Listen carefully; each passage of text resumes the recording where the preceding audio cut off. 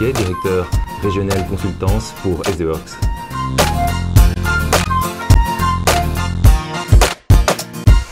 Bonjour Frédéric Williquet, vous êtes le directeur régional de SDWorks, qui est un secrétariat social et aussi une société de consultance en ressources humaines. Alors vous faites partie en Europe, ou en Belgique en tout cas, de ces pionniers du Web 2.0. Vous êtes sur LinkedIn, vous êtes sur Twitter. Moi je vous ai découvert via Twitter, on ne se connaissait pas. Vous n'êtes pas actif sur Facebook. Non. Voilà. Délibérément. En quoi justement, quel est le résultat que vous en avez eu déjà à ce jour? Il s'exprime comment ce résultat? Oui. Alors ce résultat, il s'exprime principalement en termes de visibilité pour l'instant, alors que notre objectif global au départ était surtout d'avoir le maximum d'input de nos clients ou des entreprises effectivement de Belgique principalement. Twitter, on est plusieurs à tweeter effectivement dans l'entreprise et on se rend compte surtout aussi que c'est pour nous un outil de veille, c'est une manière effectivement d'avoir des informations rapidement, très intéressantes qu'on n'aurait peut-être pas eu ailleurs, de rentrer en communication. Comme quoi par exemple? C'est effectivement intéressant d'avoir des points de vue par exemple de certains consultants français, de pouvoir effectivement poser une question, commenter, rentrer en dialogue. C'est vrai qu'aussi la veille des autres qui sont sur Twitter est intéressante, ça sert de filtre.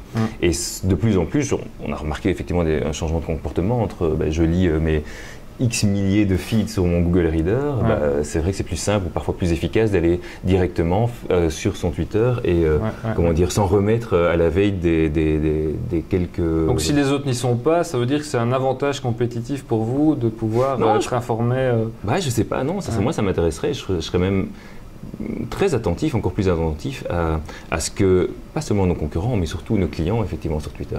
Ça serait fantastique que certaines entreprises, que certains DRH, par exemple, sur Twitter, disent je suis complètement saturé avec des problématiques de tel type. Pourquoi est-ce que vous diriez que c'est important aujourd'hui de faire une veille sur Twitter?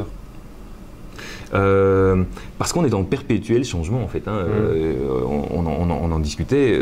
Je pense qu'il y a quelques années, au début de l'année, notre directeur général venait exprimer devant l'ensemble du personnel quelle était la stratégie de SDWorks pour l'année ou les X années à venir. Il y a 2 ans, il est monté sur scène, il a dit voilà, ce que je vous expliquais est peut-être valable pour 6 mois, peut-être pour 3 semaines, peut-être pour 3 ans. Ce qui est important, effectivement, c'est qu'on soit à même de se renouveler, d'innover, de s'adapter et surtout d'être toujours sur la balle en fait, très concrètement. Et pour pouvoir être toujours actif et toujours dans l'innovation et à la recherche effectivement de développement, ça passe effectivement par une bonne analyse de ce que nos clients veulent, de ce qui bouge sur le marché, de ce qui fera demain effectivement les grosses tendances, de ce qu'on fait bien, de ce qu'on fait peut-être moins bien. Mais ça passe aussi par le développement des différents individus chez nous. Ça. Donc, ce pourquoi Twitter? Pourquoi est-ce que cette plateforme est utile dans votre expérience à vous? Je veux dire aussi de façon générale, mais...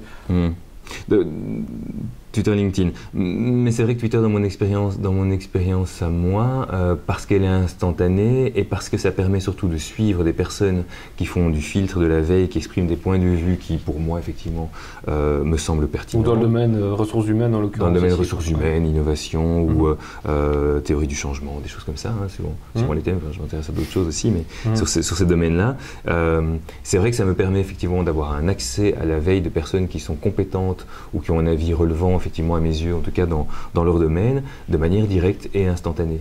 Là où avant, effectivement, ça passait peut-être plus par le blog ou même par la lecture de livres, il y avait un décalage dans le temps, et donc il faut aller plus vite, on l'a dit, le changement perpétuel, mais il y a aussi la conversation, c'est-à-dire qu'aujourd'hui, effectivement, par rapport à Twitter ou un groupe LinkedIn, vous pouvez effectivement réenchérir, poser une question, affirmer l'affirmation de la personne. Ça se fait peu, j'avoue, on le fait que de temps en temps, mais la possibilité y est et elle se fait.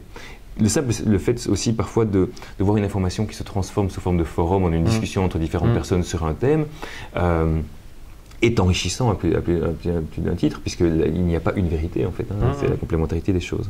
Donc moi effectivement je consomme énormément d'informations, surtout via les biais de Twitter, qui souvent, on le constate, via les liens m'emmènent effectivement vers d'autres types de plateformes qui sont soit des blogs, soit des forums, soit c'est un canal quoi, c'est un canal qui filtre finalement l'information qui vous intéresse, à laquelle vous êtes attentif et qui vous renvoie ensuite vers le reste de l'Internet, là où vous trouverez justement l'information à valeur ajoutée qui va vous servir ensuite. Exactement.